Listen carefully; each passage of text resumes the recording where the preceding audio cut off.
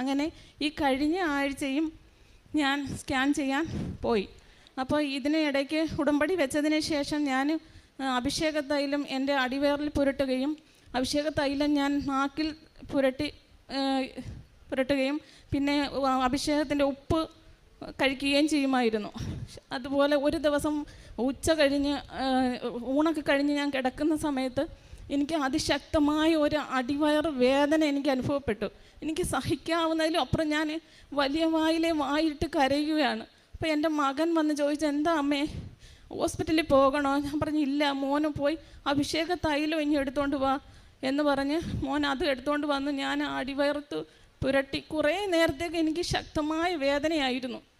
അതിനുശേഷം അത് ഒരു അരമണിക്കൂർ നേരം അങ്ങനെ നിന്നു.